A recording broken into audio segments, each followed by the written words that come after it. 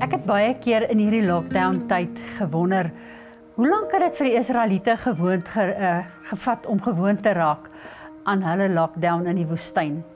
Het hulle dalk gedink dit gaan 'n maand vat wat hulle in die woestyn ronddwaal, en toe word die maand 6 maande, en 6 maande word 6 jaar, en 6 jaar word 40 jaar. Hoe lank het hulle gevat voor hulle besef het, dit is nou ons werklikheid? En ek wonder nogal, hoe gewoond het hulle geraak aan die situasie toe hulle nou skielik moes hoor, hulle gaan nou in hierdie land in wat die Here vir hulle beloof het hulle dalk so veilig gevoel het, dat hulle net nie kans gesien het vir hierdie nuwe land nie. En dan wonder ek, hoe het dinge verander vir hulle? Kan jy net dink, al die veranderings wat plaasgevind het, van hulle lewe in die woestyn en die beloofde land waarin hulle ingegaan het. Hulle het 'n nuwe leier gekry, Moses kon nie saam met hulle gaan nie, en Joshua is aangewys as hulle 'n nuwe leier. Hulle het elkeen 'n stuk grond gekry waarop hulle kos moes produseer, die manna was nie meer daar gewees nie. Hulle het ook nie meer God se teenwoordigheid so baie duidelik ervaar, soos wat 'n wolkkolom en 'n vuurkolom wat vir hulle rigting gewys het nie. Hulle moes elkeen self by die Here gaan hoor het, wat nou volgende in hulle lewe moet gebeur. Ons weet nie wat gaan verander in hierdie post-COVID tyd nie, maar daar gaan definitief veranderings wees. Dink maar net aan winkels. Daar gaan meer online shopping wees, skole gaan verander, kinders gaan dalk online begin skool gaan. Dink byvoorbeeld aan kerke. Kerke gaan regtig veranderings moet aanbring. Net so was dit vir die Israeliete. Moes hulle aanpassings gemaak het. Nou wat vir my so mooi is net voordat hulle in die beloofde land ingegaan het die Here met Joshua gepraat.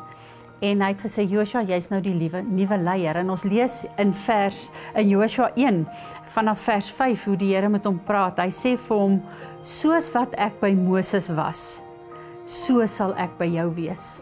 En ek dink die Here sê dit vandag vir ons ook. Soos wat ek by Moses was, soos wat ek by die Israeliete was, so sal ek saam met julle wees. Ons hoef nie bang te wees vir die toekoms nie. Die Here is by ons. En dan gaan die Here verder en hy praat met hom en hy sê vir hom, wees sterk, wees vasberade.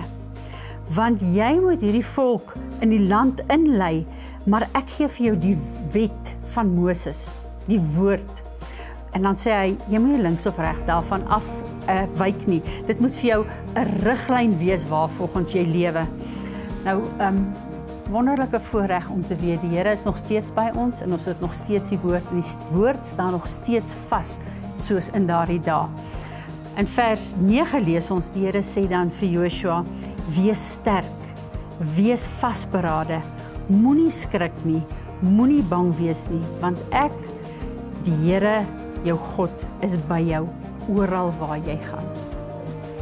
Dis my gebed, dat jy dit ook sal vat vandag, dat jy sal hoor dat die Here vir jou sê, ek is by jou, moenie bang wees nie. Mag ons in vrede leef met die wete, die Here is by ons. Volgende week wil ek weer bietjie iets gesels oor die pad wat die Here met die volk Israel gestap het, toe hulle in die nuwe beloofde land ingegaan het, en keuses wat hulle moes maak. So ek hoop jy is al ingeteken op Revival Hearts South Africa se YouTube kanaal, dat jy dit ook kan hoor. En dan wil ek jou ook nooi, ons het verlede week begin met 'n Bybelstudie oor Psalm 107, en dit kom elke dag op 'n donderdag uit. Nou môre is die tweede een in die reeks van Psalm 107, en dit gaan oor God se goedheid in ons tye van swaar kry.